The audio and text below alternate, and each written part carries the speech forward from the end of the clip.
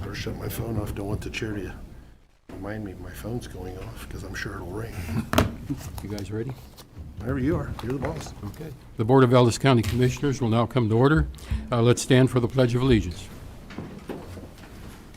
I pledge Allegiance to the flag of the United States of America and to the republic for which it stands, one nation, under God, indivisible, with liberty and justice for all.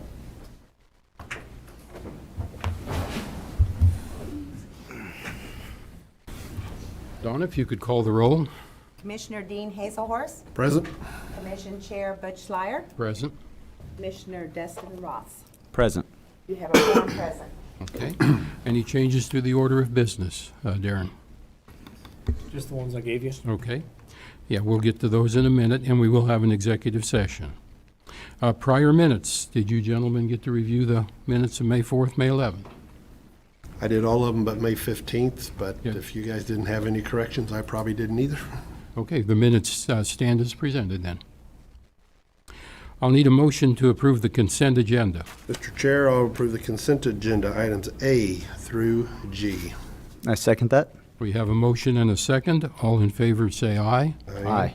Motion passes 3-0. Are there any issues from persons not on the order of business? Okay, we'll move on. The monthly department report.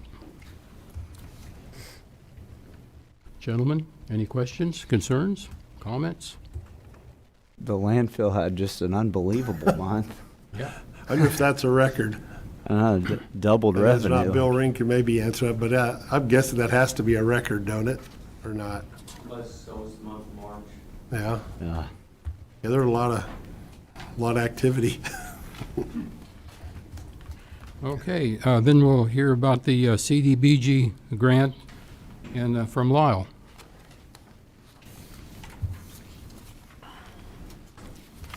Good evening. Lyle Pantel, Assistant Director of Fire and Emergency Management. I'm bringing before you looking into a community development block grant funding in regards to the COVID-19 pandemic. It would entail the county potentially receiving up to $300,000, which we could then go through a review process and disperse that money amongst businesses that apply for funding, micro funding for businesses of 5 employees or fewer, and then economic development for businesses that have 6 to 50 employees. The main goal of this is employee retention, and of those employees in the businesses, they would have to meet the 51% low to moderate income, which for Ellis County would be below our 80% or up to our 80% of $77,600 for our mean income for the county. Do you have any questions? Yeah, was this something new? Yes, so this is a first time. The CV, they always do the community development block grant, but the CV is in response to the pandemic. Okay. So a little bit of figuring things out as they go along. It's not 100% nailed down. And so far, have you gotten any kind of a request for funding from any private businesses or? Our office has received a couple phone calls, but I know Grow Hayes has received some phone calls, and so has the city of Hayes. Okay. And is it hopeful we'll get the grant, or is it just a shot in the dark? There's a good chance it's on a first come first served basis, and it all depends on how you write the grant and show your need for it. Okay. Gentlemen, questions? Lyle, how does a small business, if we were to be awarded this, how do they come, who would they need to get a hold of in order to talk about getting some of the funds from this? At this time, it would probably be a review board that we would receive an application from. The review board would go over that. That way there's no bias towards any of the businesses receiving funds. And then we could determine the funding at that point, which micro grants for those smaller businesses could be no greater than $30,000. And then for the larger businesses up to 50 would be no more than $50,000. Okay. Okay. The other question I have is, well, this explains a lot because I had a small business owner come and ask me why a couple of firefighters were talking to him about a business grant cycle, and I had to explain to him the unique situation of Ellis County government right now with our fire chief in the position that he's in. So it makes a lot more sense. I guess we'll cross the bridge when we come to it as far as if the grant comes in and how we set up this review board to decide on distributing funds then. Is Yes. that the plan? Okay. Yes. So you don't have a review board now in place, correct? Grow Hayes had suggested they might have someone available to, okay. to review those things for us, to keep Darren and I out of it so that we don't have any bias towards anybody. Sounds good. Great. Thank you. Thank you. Thank you. Okay, next we have a public hearing on the Katherine vacation.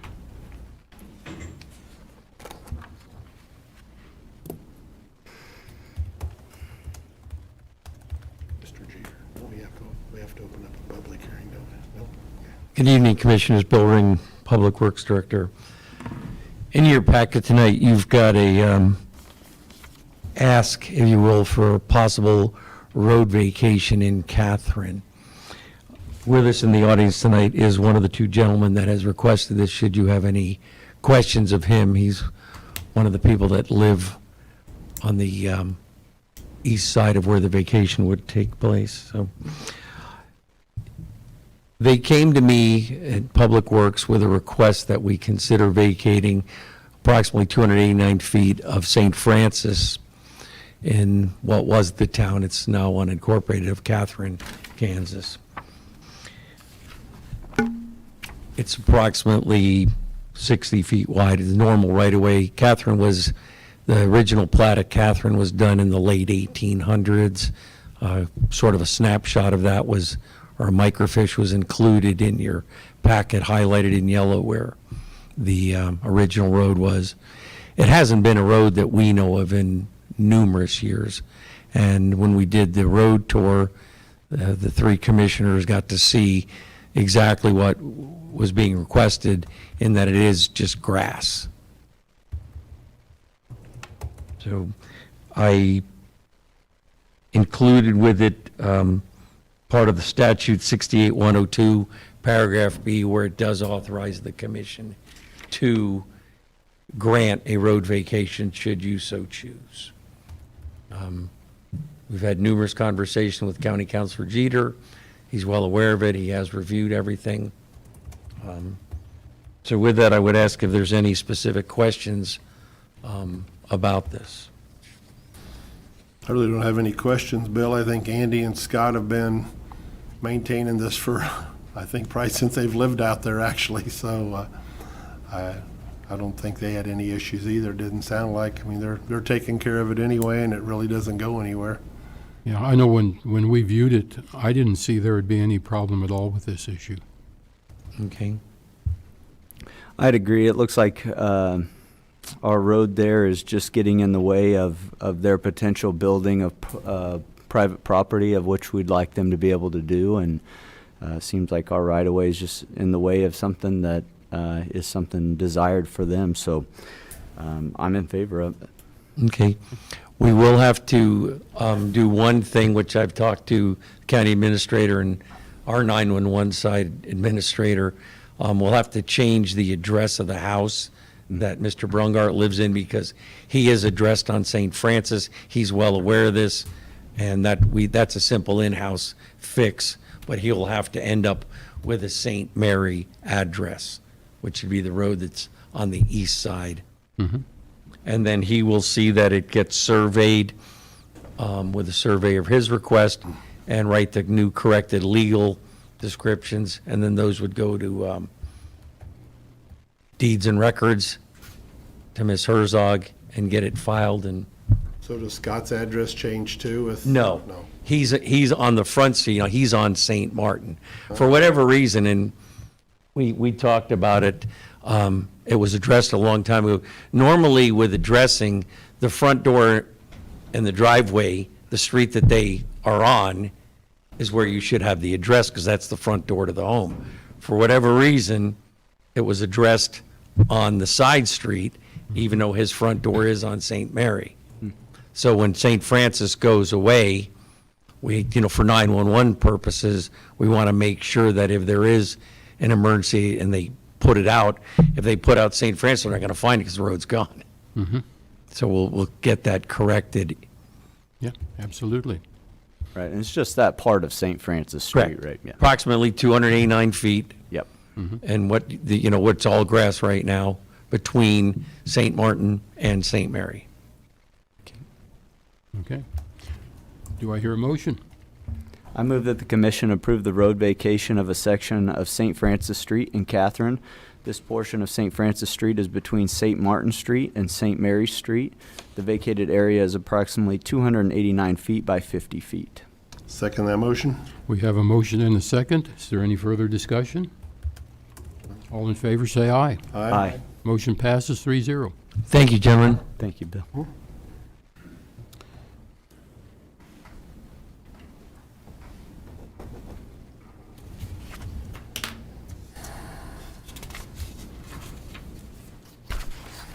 Okay, next is the road improvement bond, Ransom Financial.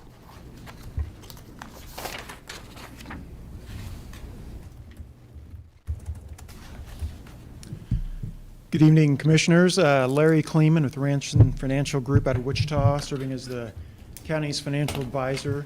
That means our job is to guide you and look out for your interest whenever you consider issuing bonds of any kind, entering into debt.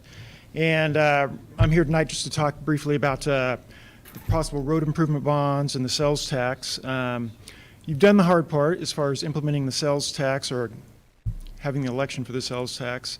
And in talking to the county administrator, the thought was to be conservative as far as the revenues from that sales tax, in that a portion of the 0.25%, about $600,000, utilizing annual revenues of $600,000 to help finance possible road improvements. So we put together some numbers to help you just find out, come up with what the project size might be. If you flip to page 1 of my handout, it's got a big red one at the top right. I don't know if how you're numbered there, but I put together some numbers for either a 5-year bond or a 10-year bond, and how large the bond could be if you're bringing in about $600,000 a year from the sales taxes. And that comes up with, at the top line there, about $2.8 million for a 5-year bond, or a little over $5.3 million for a 10-year bond. And so really, the next step in the process is for you guys to decide what you want to include as far as road improvements, bridge improvements, et cetera, and the size of the bond. And then we can do some more analysis and structure it. To actually issue the bonds, as I said, you've done the hard part as far as having the election of the sales tax. It's basically a 2-meeting process. I'd come back here a couple more times, at least one time, to go over the project size. There would be a resolution authorizing that project and a resolution authorizing the sale of the bonds. Then I, along with bond counsel, Gilmore and Bell, would coordinate a bond sale. We'd advertise for bids, and we'd come back at a second meeting, and we'd have the bids for you, and then you could approve the best bid at that time. And then a few weeks later, after all the documents are approved and signed off on, then the bond money would come in, and we'd structure it again so the revenues from that 1/4-cent sales tax would then pay off the general obligation bond over between 5 and 10 years, however long you want to structure it. Page 2 is just a sample calendar, just for discussion purposes. Tonight, here we're discussing the bond projects, the process. The next agenda item will be to actually enact the sales tax with a resolution. The sales tax begins 3 months after you notify the Department of Revenue. So they implement it on a quarter system, so July 1 or October 1. So as long as we get all the information, the resolution and the information to Topeka before July 1, then the sales tax should begin collecting as of October 1. And we can go ahead and issue the bonds whenever you like. For example, I could come back middle of next month if you have an idea of what kind of size it should be, the project's in mind. We could authorize the project, authorize the bond sale, and then a couple months later, I'd come back for the bond sale. During that time, we'd put together the offering documents, and we also would probably get it rated. Ellis County should get a decent rating, and that will help sell the bonds as well. So on this calendar, for example, we're looking at an August 10th sell date, and then closing, in which case the money would be wired to the county, would be around August 26th then. Page 3 and 4, that's just kind of a sample debt service schedule. Bonds are issued and come payable twice a year, a smaller interest payment, and then 6 months later, a larger principal and interest payment. There I have schedules for 5 and 10 years. If you have any questions on the process, or, again, these would be general obligation bonds, even though they're relying on a sales tax revenue. You're going to get your best interest rate by having it be a general obligation of the county. I think I mentioned when I was first here being introduced several months ago, we helped Thomas County with some jail bonds. They did a similar sales tax election about a year ago, and they issued general obligation sales tax bonds. And so those were just issued probably 6 months ago, and so they're starting to pay on those soon. If you have any questions on numbers or process, let me know. Otherwise, I can walk you through the next agenda item too whenever you're ready. Dustin, any questions? I do have a few questions on expenditures of the bond. So if the bond is issued, what kind of time frame do we have to complete or start the projects and or spend the money from a bond? Right. There's a drawdown schedule. These are tax exempt bonds. So in order to maintain that tax exemption, the easiest way is to spend the money down on a certain schedule. And I think I emailed it to the county administrator. I don't have it on the top of my head, but basically there's a certain percentage within a couple years, and then all of it needs to be spent by 3 or 4 years or thereabouts.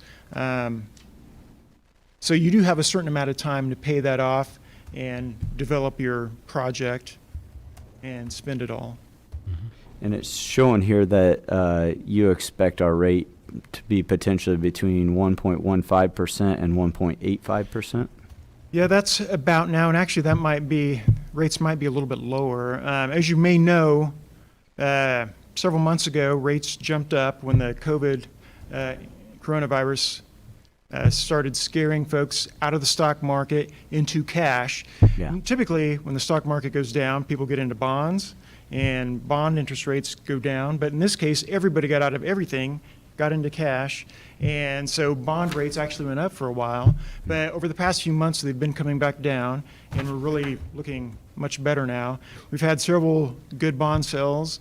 Just this morning, we had a temp note sale for the city of Mays, and there they had a 4-year temp note, and the interest rate was 1%. So Oh, wow. Rates are really looking good now for Kansas issuers.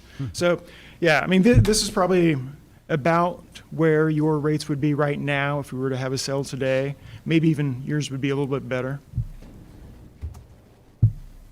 Well, I guess the big question between us three in the next coming months are what projects do we want to really look at closely? Do we want to look at 5 or 10 years and really start panning that down, looking at these interest rates? Absolutely. So if we pick however many projects on this list, do we have to have kind of the exact cost by that August 10th timeframe?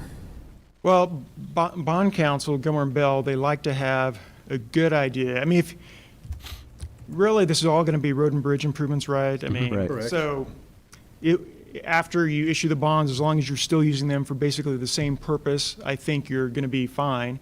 It would be a good idea to have an idea in mind, roughly how much you want to spend on it. Because I mean, and I'm assuming, I know it's going to hold Bill's feet kind of to the fire here too, but I mean, if we pick 4 projects, he has to have an engineer kind of come out and give him a rough idea correct, of what this is gonna cost before we ever get to that point by August 10th, right? Bill's already talked with an engineer, and they're trying to work on How are you? price estimates. Okay. On all of them listed on their bill or not really? The top ones.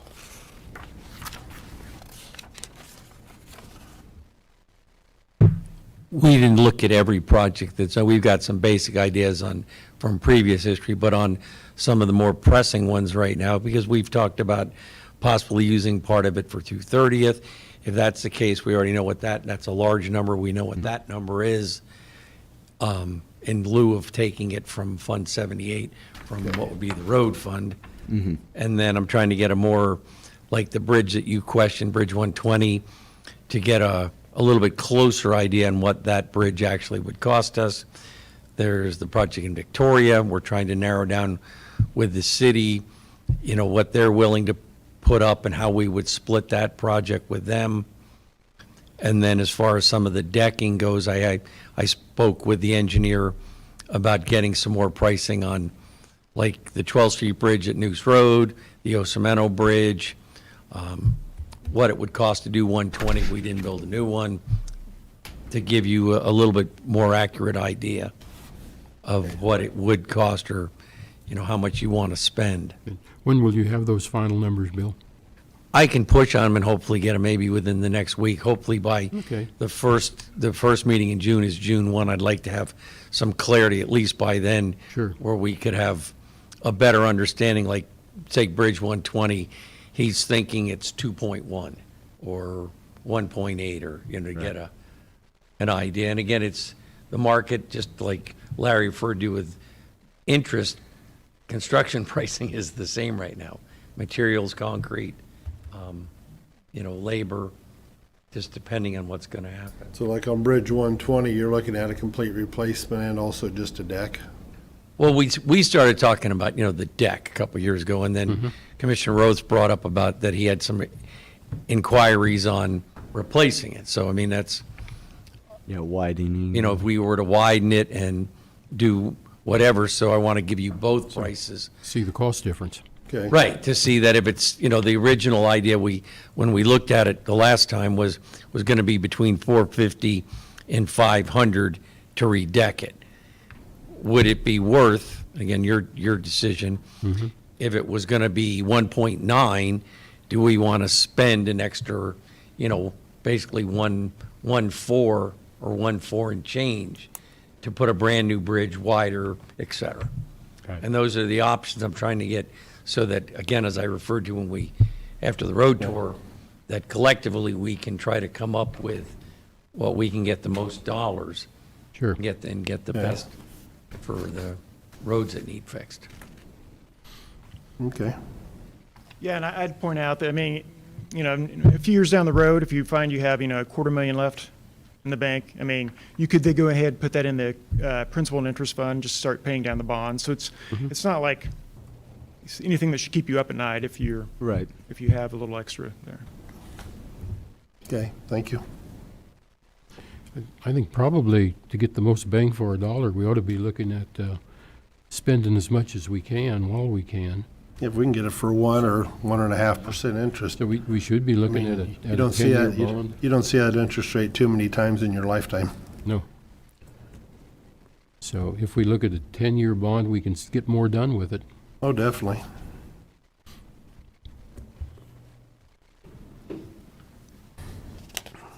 Are there any other questions? I think as we start looking through this, gentlemen, I think that we need to look at what projects are most important. I think putting cash in the bank from this is important to our general fund and our ability to withstand the type of waves that come. I think the taxpayers done done us a favor in the sense that they decided to take on more taxation to help get us straightened out here, and I'm with you 100%. Fixing these road infrastructure projects are the way that we can really prepare Ellis County for the future. But I think we should definitely look at these closely, make sure that we're picking projects that need done, not that are wanted to be done, and be as careful with this money as possible. I think once Bill gets us numbers, it'll be a lot easier for me to see which projects I think are worth it and will see the most benefit to the most citizens. And I agree with you, Commissioner. Yeah, we need to see the numbers. Yep. That way we can pick and choose. Yeah. Either way, it's an exciting thing to be able to start fixing some of this road infrastructure that we've had to let go for a while. Yeah, Exactly. absolutely. Okay. Thank you. All right. Do you want me to stick around for the next item too, or? Let's see. It's our next item here. Sales tax. Sales tax election resolution, I'm sorry. Let me get it up here. Okay, the next item is the sales tax resolution. Darren? I'm just working with Larry and Gilmore and Bell. They sent us the drafted resolution for it's resolution number 20-03. And figure it's a good time is now to have it with Larry was here in case there's any other questions that they gave us for that resolution. As he explained a little bit ago, that's the next step in getting some information to the state.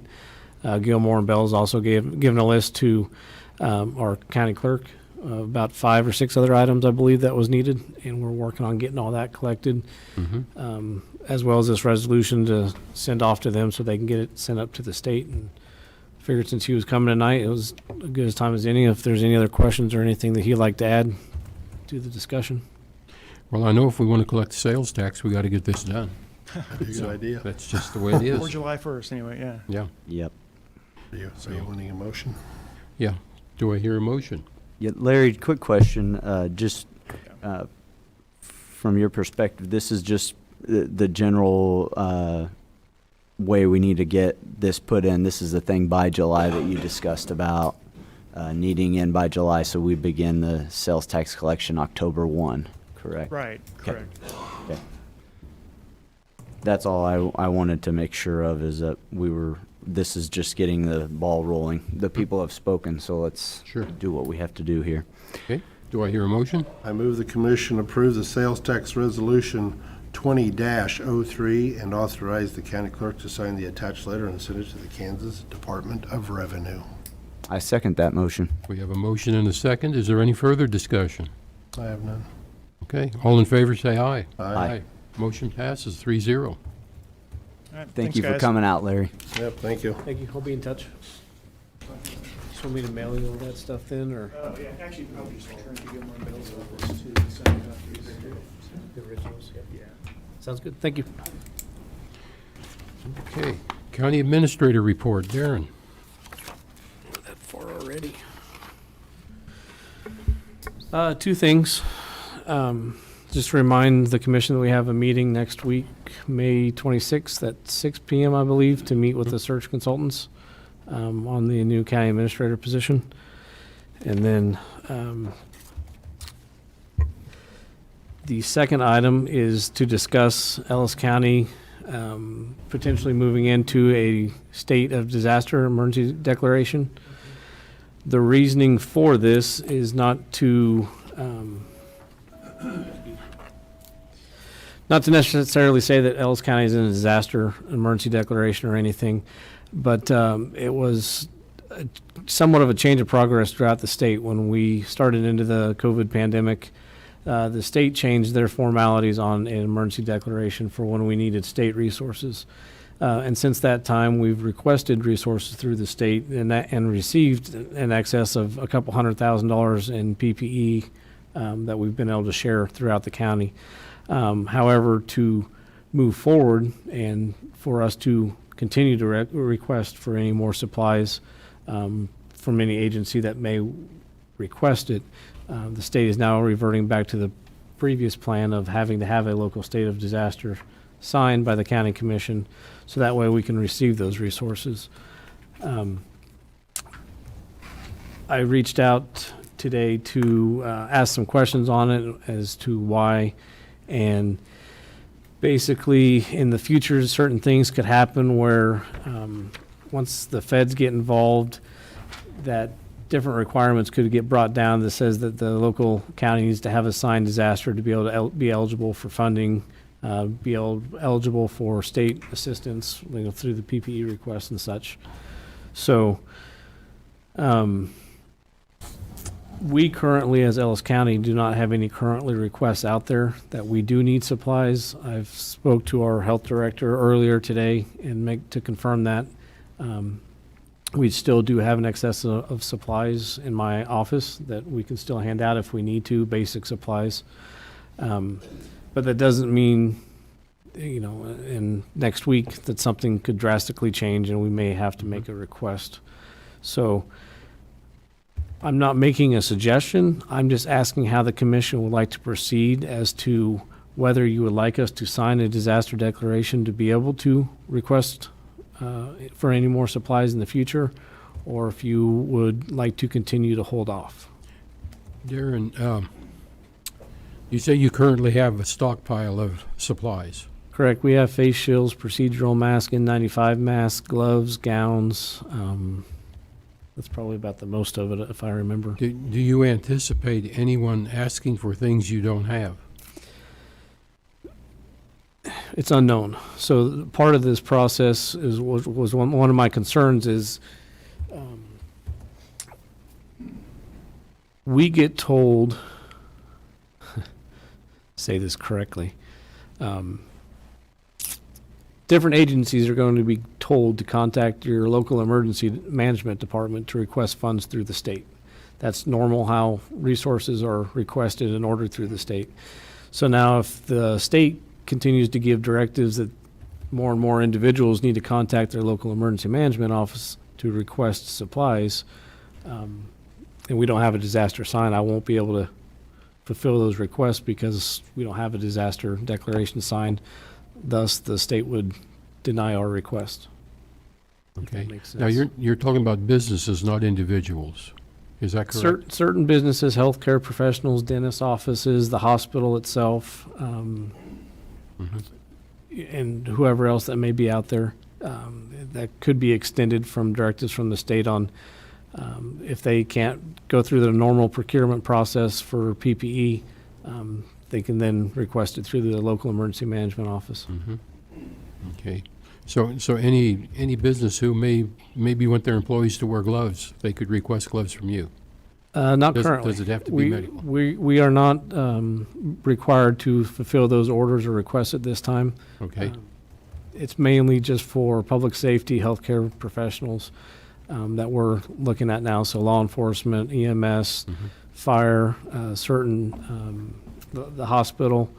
We've gotten some different healthcare agencies throughout the county that we've given supplies to.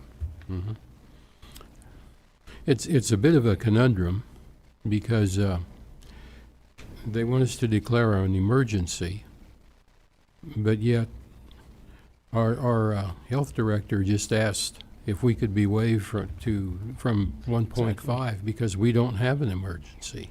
And we're basically post 31 days from having any confirmed cases. They've all since recovered, no deaths, no hospitalizations. The health office is meeting all the contact tracing requirements the state has had. We're about like 0.0004% of our population has even been impacted by it. I don't know if Jason, I don't want to invite him up if he doesn't want to speak, but that's basically where we're at is. So since I brought his name up, Yeah, now he feels obligated. Let's see if Jason has. Now he's on the Jason spot. Kennedy, Health Services Director. So, on the request for supplies, I'm with Darren on this. I'm not telling you guys or pushing one way or another. However, I don't understand from the emergency management side what they're telling them. I will say from the public health side, I do foresee us requesting more supplies from the state of Kansas as we go through this, especially if we look at vaccinations, if we look at supplies needed to vaccinate, if we look at needed personnel for vaccinations, if we look at money to stand up pods or stand up some type of vaccination program. We currently do still have a request out for 2,800 additional test kits, which we haven't received. And the state on the KDHE side has changed their guidelines on their testing supplies that we can actually resupply the hospital as well for their testing process. So regardless of what the state's intentions are here, I do see a necessity for Ellis County to continue to be able to request resources from them and work with them. Now, I don't know what the limitations are on the emergency management side. Thankfully, Darren has done a great job with handling the ordering. I tell Darren what I need. The hospital tells Darren what he needs, and it just shows up. So we're happy about that process. So I can't speak to what needs to be done to continue that process, but I do think that access to state resources is going to be important even as we continue through this. Okay. Gentlemen, do you have questions for Darren? My question's for Jason. Do you have any concerns about Ellis County in our herd immunity from the coronavirus? I mean, we just haven't been touched by it. It's been the problem I've had with the governor's resolutions the entire time, when we could have been running our economy similarly to how we ever did, practice social distancing, not had people traveling in and out of hotbed areas. Are we setting on the back end of this and having potential to have problems with herd immunity? As I said, I don't think I would have done any of this stuff had they allowed us to govern more locally on the issue. And I think that's your issue in your request from the governor to get an exemption, was we should be able to handle this at a local level, understand the risks that are associated, and then make adjustments from there. So to address the question on herd immunity, I don't know. I really don't know what that looks like for Ellis County. With really the only way to assess a risk like that or to assess that situation is to look at antibody testing, and currently the antibody testing is just not there. Okay. The reliability of it's not good. The ability to interpret the results, there's as many false positives as negative. Most of them all cross-react with the human coronavirus, which is a common cold. Okay. So as far as being a diagnosing indicator for what we look like, the testing for that is just not there. So Okay. we have it available. It is here in Ellis County. We have a couple of different platforms. However, the results are just not reliable. So Okay. that, coupled with some PCR testing, with a widespread community kind of engagement, or would be the only way to kind of use that. But until they get reliable testing, KDHE is not even recommending anything like that at this point. Like we talked about from the start of this, we would follow our own pandemic plan, Right. and then or in conjunction with whatever the governor's office or KDHE came out with. That's kind of been our direction from the start. That's what we stayed with. That's what I'm currently advocating to stay with as far as it stands. Now, like you mentioned, I did send a letter to Dr. Lee Norman, the head of the secretary of the KDHE. I sent him a letter requesting that Ellis County be exempted from 1.5, from phase 1.5, because we have met every single health metric that was set forth from the state when the initial Ad Astra plan came out. Right. That is a 14-day decrease in cases. We have not seen a new case in 32 days. That is a decrease in hospitalizations. We have to date not had a single hospitalization of Ellis County residents, and it was a decrease in deaths. We thankfully have not had any deaths at this point in Ellis County. I requested that exemption specifically because we met the state's initial metrics. I've received no response from either KDHE, the governor's office, or really anyone at the state level that I sent the request to. So I don't know what that looks like. It's kind of a long shot, but it's one of those things, and I would not encourage businesses to open if they're not ready. This is to say, hey, we're ready in Ellis County to move forward safely. You control your business following the governor's phase 2. You control your business, you control your movements. If you don't want to move forward, that's fine, but we're allowing it. So until we receive that response, like I said, my direction is that we followed the governor's plan the entire time. We continue to follow the governor's plan. I have to applaud the business owners in Ellis County. They have done a phenomenal job, whether they like the directives or not. They have followed them. We have had great compliance and really good relationships with most all the business owners in Ellis County, and really the health community. So I got to applaud Ellis County. Whether our cases have stayed low and they've continued to follow the directives, I just encourage us to continue doing that until we see something from the governor's office. Mm-hmm. So as far as the emergency declaration, I think the biggest take I've gotten from Jason on this, and from my perspective, is our robust aging population and the need for the vaccine once it's done. I think we have to have that emergency declaration in there so we can protect the vulnerable in our area. Otherwise, I'm completely with you on this, Butch, in terms of I don't feel like we're in an emergency declaration at all, but if that's the rules that they make for us so that we can stay prepared, I guess that's what we have to do is toe the line with them. And if we have to make an emergency declaration to garner future supplies, we might as well do it up front rather than wait. There'd be Right, no I hate point to in get just to the waiting. back of a list. Yep.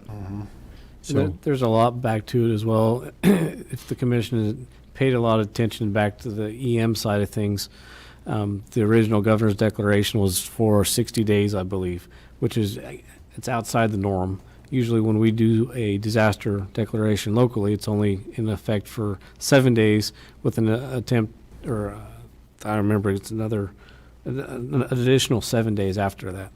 So we may not have a request for 21 days, and this declaration could be exempt from now, but we can also, I'll have to, if we sign it tonight, I can check with the state and see, because they've reversed some executive orders and kind of updated them, so it might be able to be extended outside what the normal criteria for a disaster declaration used to be. because we really don't want to do one of these every 7 days.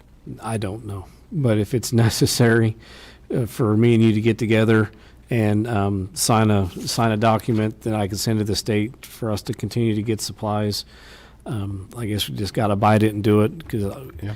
don't know if that antibody's going to come out tomorrow, or Jason may need a request Sure. next week, or the hospital the week after. We just, So, yeah.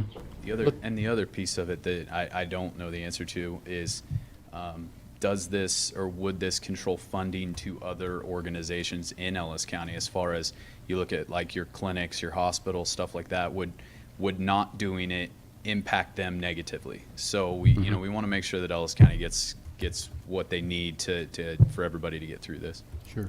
So if you're in favor, we should probably just proceed with it. I think we should. I mean, Okay. that way we stay prepared. I mean, we've been ahead, thanks to Jason and Darren. We've been ahead on this, and I don't think we want to fall behind now. Yep. Okay. I want to thank Jason for looking out for the business interest of Ellis County too. I know in his job it would be relatively easy to err always on the side of more and more safety to the detriment of the business community. He really took a step back and looked at the greater picture, and I appreciate him for that. Sure. And to Darren and Jason, I got a email earlier today I'm going to forward to both of you guys considering speedway activity in the state of Kansas. So good reading for both of you, so I'll forward that to you guys. Okay, so we'll proceed with that, Darren. I'll get with you before the end of the meeting or after the end of the meeting, have you sign Sounds it. good. Sure. Okay, are you finished with your report? Yes, sir. Okay, county commission reports. Dean, do you have anything tonight? I really don't, Butch, sorry. Okay. Dustin? No county commission report from me. Okay, and I have no report either. Okay, We all led a boring life, huh? executive session. It's been very boring lately, I can tell you that. I move the Board of County Commissioners recess to executive session under the following exception to the Kansas Open Meetings Act, pursuant to attorney-client privilege exception. The subject to be discussed during executive session is legal consultation. Open session will resume in 30 minutes in the commission room. Those persons to attend in addition to the Board of County Commissioners are Darren Myers and Bill Jeter. Second. We have a motion and a second. All in favor, say aye. Aye. Motion passes 3-0.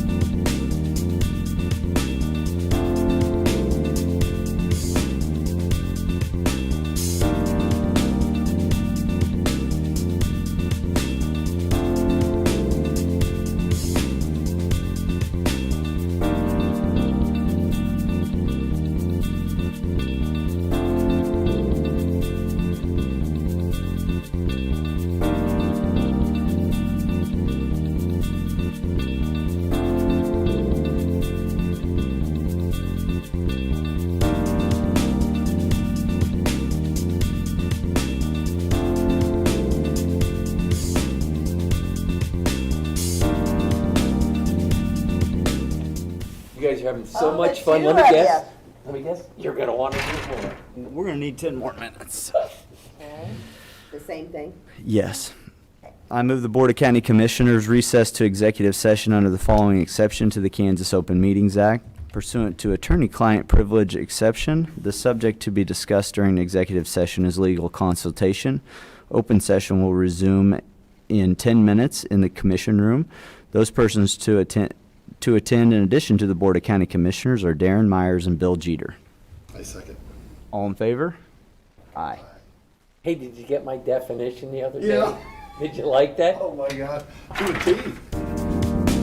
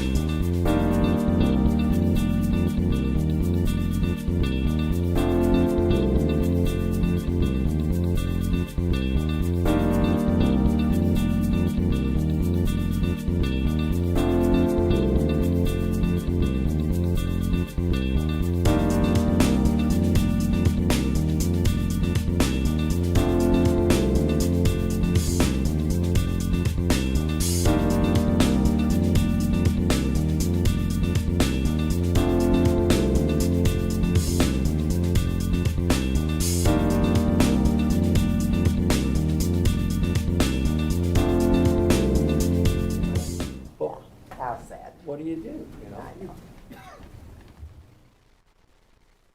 No action and meeting adjourned at 6:29.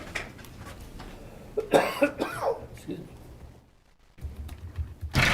Do I need to vote on it? What? Do I need to vote on that for you? What? Oh, yeah.